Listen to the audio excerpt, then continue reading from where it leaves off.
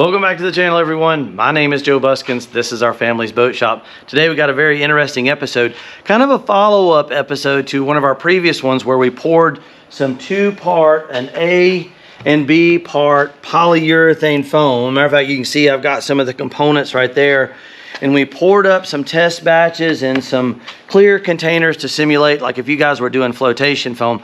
But I had a number of questions kind of pertaining to that video about can you fiberglass over that kind of foam, and then compatibility with your different resin types and different foam types. So what I've done today, I've kind of compiled a test of some frequently used insulation type foams and then some frequently used structural type foams. And then the three kinds of resin we use most frequently, which would be a polyester, a vinyl ester, and epoxy. So this episode is going to be jam-packed with information. I'm going to try to roll right through it pretty rapidly. And what I thought I would do, if you missed the previous episode, or maybe if you didn't watch the whole episode, the pouring of the A and B, the expandable polyurethane foam, pretty interesting stuff. Now it typically comes in a gallon container in an A and B format. It's a closed cell polyurethane, which modern polyurethane foams are going to be better than a lot of your older ones. And they come in different densities. Now this is just a 2-pound density, which means it's in its lightest form. And I thought I would, again, show the reaction of what happens.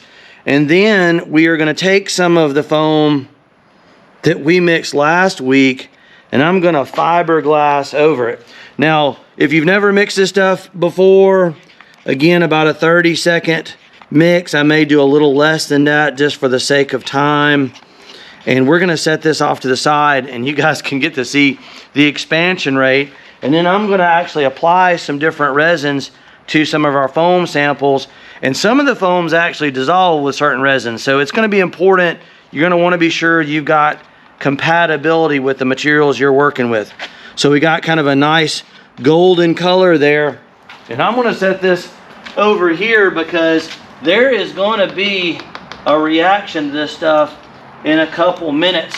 And we're going to pan back to that because it's kind of neat to see. I was always fascinated with this stuff when I was a boy and my dad was here in the boat shop and he would be using it. It's just neat stuff. So while that is working over there, we're going to start talking about the different resins that we have.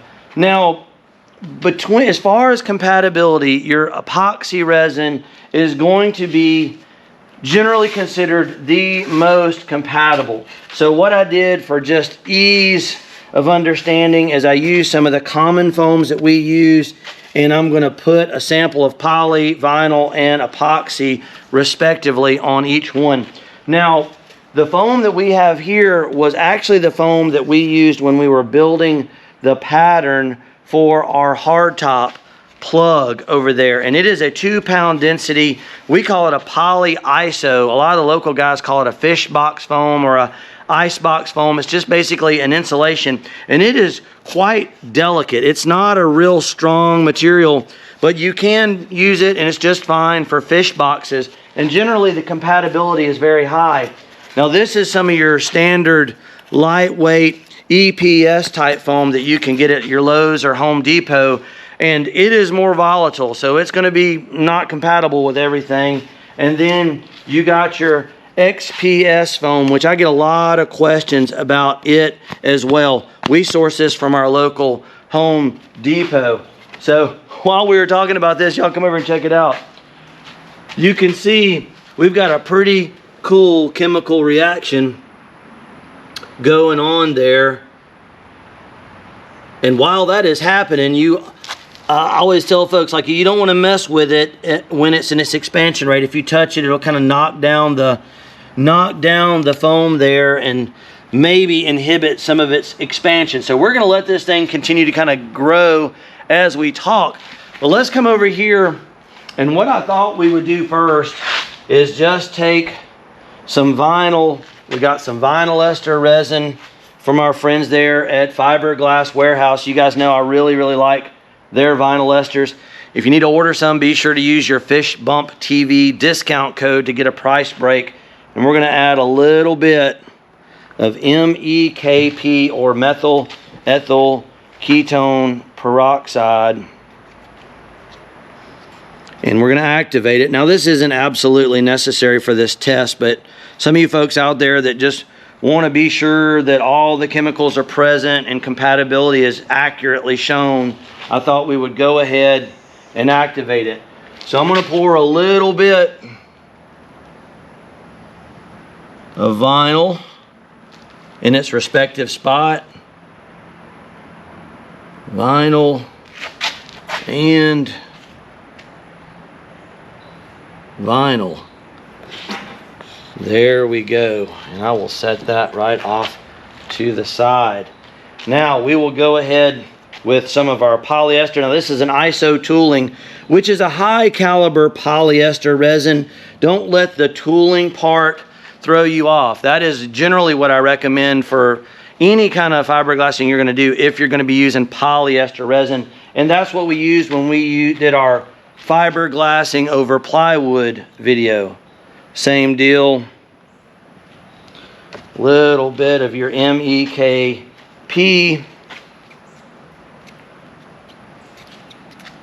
And a lot of times your resins will change colors as you mix your MEKP in. And I'm going to try to do this rapidly just for the sake of time.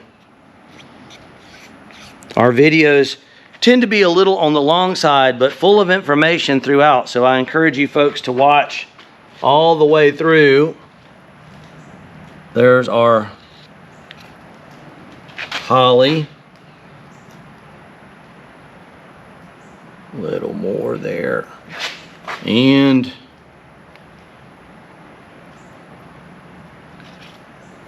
try not to make too much of a mess. Now, we're going to move right on to our epoxy sample. And I want to use a frequently used West Systems, very popular, one pump to one pump. And we will activate this. But look at what is going on already with the vinyl ester and the poly on your EPS foam. Getting a pretty volatile reaction there. That should answer some questions about compatibility. And I know this is something that may not pertain to everybody out there, but there are a lot of folks wanting to use different types of foam that are readily available at like your local Lowe's or Home Depot. These two specifically are, although I had a lot of questions about the poly ISO foam that we source from our local supply house, our fiberglass supply house. So let's go with a little bit of epoxy.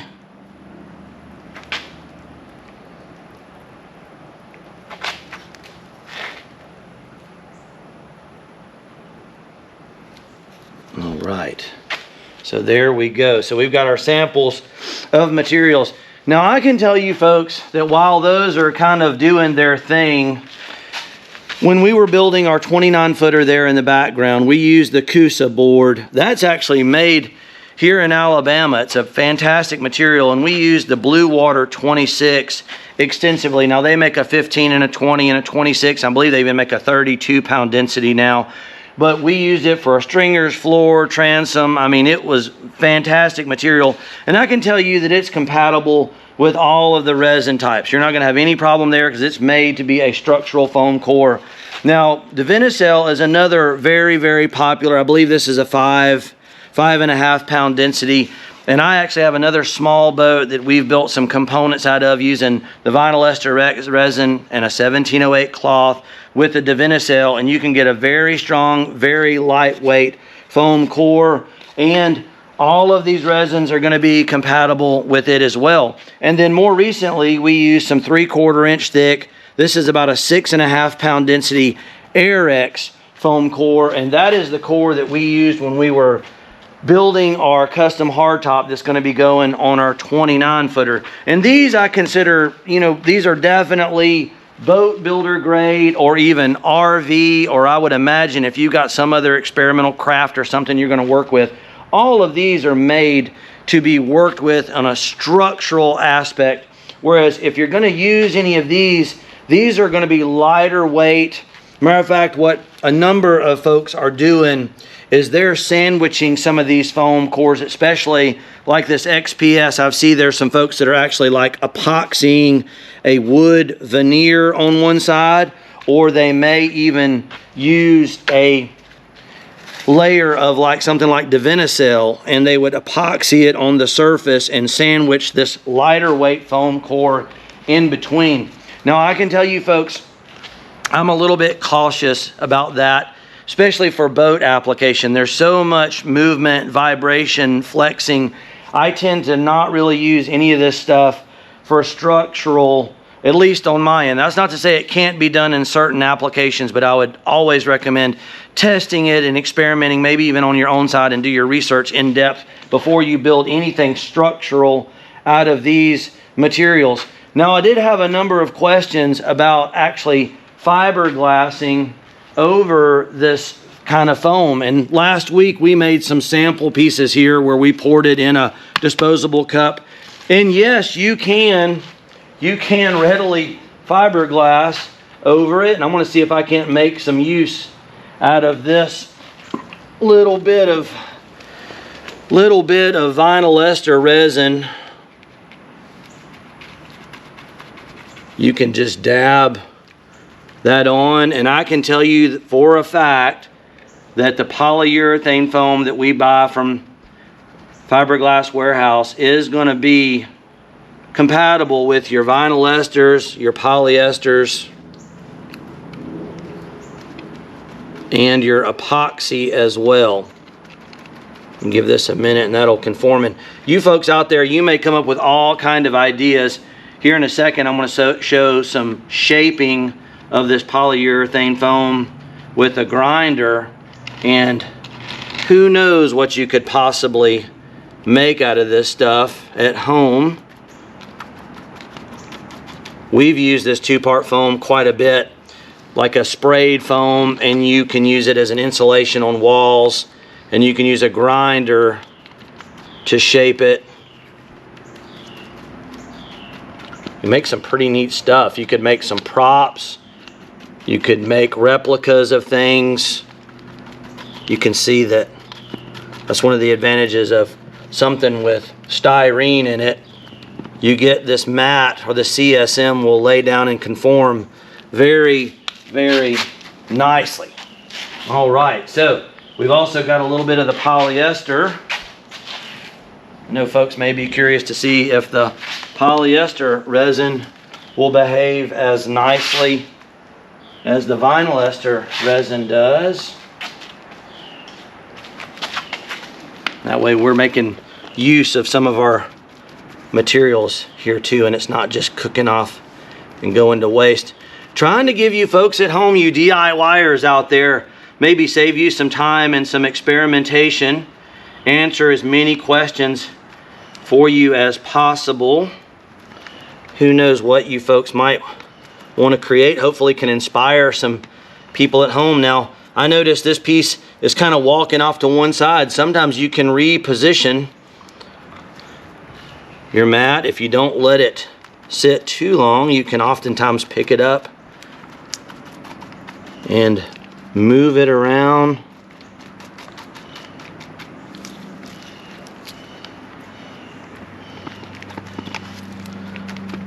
And we will come back in a second and see what our sample materials are looking like. All right, see, that's pretty neat. And you put a fiberglass shell on this stuff, it's actually pretty darn tough. Pretty neat. Now we can see here, if we jump back over, you can see our epoxy is pretty much zero effect on the XPS foam, whereas your vinyl and your poly are absolutely eating through.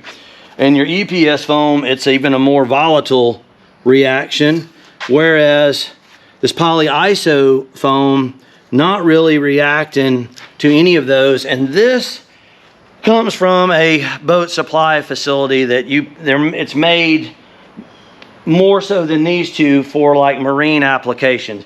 And I can tell you that your Divinycell, your Coosa, and your Airex are all going to have good compatibility with all the major resin types. So there's a lot of information. Now, I've got our piece from last week, which y'all may find this very interesting. We took some little clear containers and simulated a pour. If this were the floor of a boat and you drilled some 2-inch holes in there and poured the foam through, and wanted to show how you got some really cool expansion. But I thought what would be neat to demonstrate would be like, for example, if this were one stringer and this were another stringer and you wanted to trim that off, believe it or not, you can use something as simple as a handsaw. Now, I had already started trimming on this, and you can use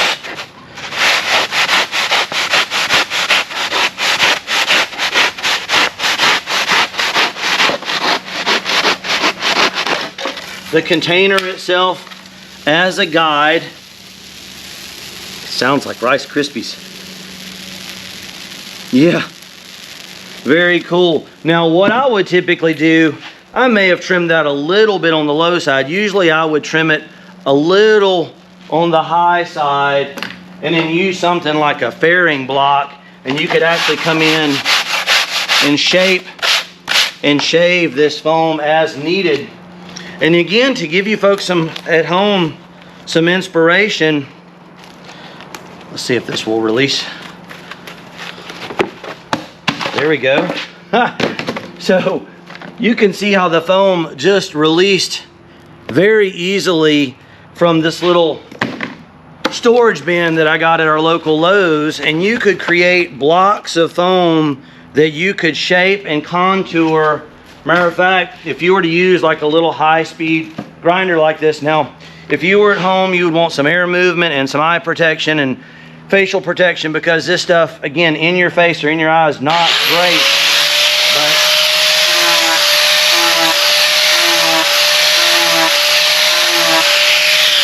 you can see how readily you can shape that material with a grinder, especially a little high-speed grinder. Now, it doesn't have to be a high-speed. You could use a little small DeWalt orbital or even a hand block, something to shape that up. So that was a lot of information there, and I hope that was super useful. As always, if you did enjoy these videos and want to see more of them, and you haven't already subscribed, please remember to do so. Subscribe, like, share, comment.